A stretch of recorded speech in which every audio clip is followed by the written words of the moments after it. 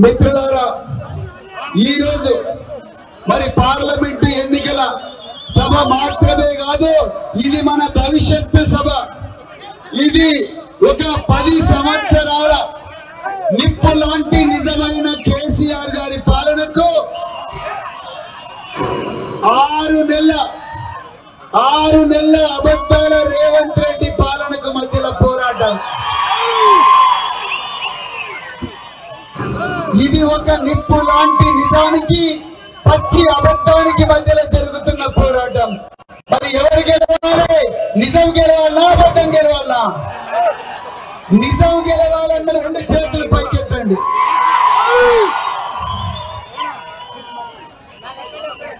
ఈ యుద్ధం సోమవారం నాడు, అంటే మే 13వ తారీఖు నాడు ఇదే నడిగడ్డ మీద జరగబోయే ఈ మహాయుద్ధం తెలంగాణ అమరవీరుల త్యాగానికి, కేసీఆర్ గారి త్యాగానికి, కేటీఆర్ గారి త్యాగానికి, మీ ఎమ్మెల్యే గారి త్యాగానికి, ఆ త్యాగానికి తెలంగాణకు ద్రోహం చేసిన దొంగలకు మధ్యలో జరగబోతున్న యుద్ధం. త్యాగం గెలవాలా, ద్రోహం గెలవాలా? త్యాగం గెలవాలంటే 2 చేతులు ఎత్తండి. TV news, Telangana news. తెలంగాణలో ఈ మహాయుద్ధం సోమవారం నాడు, వచ్చే సోమవారం నాడు మే 13వ తారీఖు నాడు ఈ యుద్ధం కేసీఆర్ గారి గొప్ప ఆశయానికి, కేటీఆర్ గారి ఆచరణకు, అదే విధంగా రేవంత్ రెడ్డి అహంకారానికి, కాంగ్రెస్ నాయకుల అహంకారానికి మధ్యలో జరుగుతున్న యుద్ధం. ఆశయం గెలవాలన్నా, అహంకారం గెలవాలన్నా? ఆశయం గెలవాలన్న 2 చేతులు పైకెత్తాలి. ఈ యుద్ధం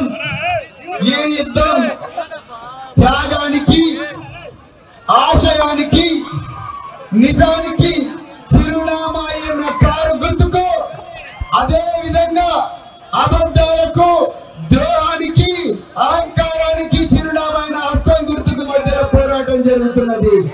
కారు గెలవాలన్నా, హస్తం గెలవాలన్నా? కారు గెలవాలన్నా, హస్తం గెలవాలన్నా? మరి ఈ రోజు మీ బిడ్డగా, మీ అన్నగా, మీ తమ్ముడిగా, మీ మనవడిగా ఈ రోజు నేను మీ ముందుకు, మరి కేటీఆర్ గారి ప్రయత్నాల వల్ల, కేటీఆర్ గారి ఆశీర్వాదంతో, ప్రోత్సాహంతో, పెద్దలు, తెలంగాణ తొలి ముఖ్యమంత్రి, తెలంగాణ ఆవిర్భావానికి మూల కారకులు కేసీఆర్ గారి ఆశీర్వాదంతో మరి నడిగడ్డ బిడ్డనైన నన్ను పార్లమెంటుకు పంపించాలని భారత రాష్ట్ర సమితి నియమించింది. మరి పార్లమెంటుకు నేను పోవాలా వద్దా? అంటే మీరు ఏ గుర్తు కొట్టాలి? గట్టిగా చెప్పండి. నేను పార్లమెంటుకు పోతే మీరందరూ కూడా పార్లమెంటుకు పోయినట్టే. నేను పార్లమెంటుకు పోతే ఈ తెలంగాణలో అశోక్ నగర్ లో, దిల్సుఖ్ నగర్ లో, రకరకాల కోచింగ్ సెంటర్ లో, అగ్గిపెట్టెల లాంటి ఇళ్లలో ఉంటూ 2 పూటల అన్నం తింటున్న నిరుద్యోగులందరూ కూడా పార్లమెంటుకు పోయినట్టే. నేను తెలంగాణకు పోతే విద్యార్థులందరూ పోయినట్టే. నేను పార్లమెంటుకు పోతే రైతు కూలీలు, రైతులు, కౌలు రైతులు అందరూ పోయినట్టే.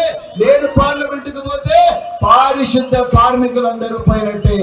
నన్ను పార్లమెంటుకు పంపించాలని మరి పెద్దలు కేటీఆర్ గారు ఇయాలా మరి వేలాది మంది, లక్షలాది మంది జనం ముందుకు వచ్చారు. మరి కేటీఆర్ గారికి మాట ఇద్దామా? 2 చేతులెత్తి చెప్పండి, ఇద్దామా? అన్న మీరు చెప్పండి, ఇద్దామా? కేటీఆర్ గారికి మాట ఇద్దామా? రైట్ సైడ్ మీరు చెప్పండి, ఇద్దామా? మిథులారా, నా జన్మ ధన్యమైంది.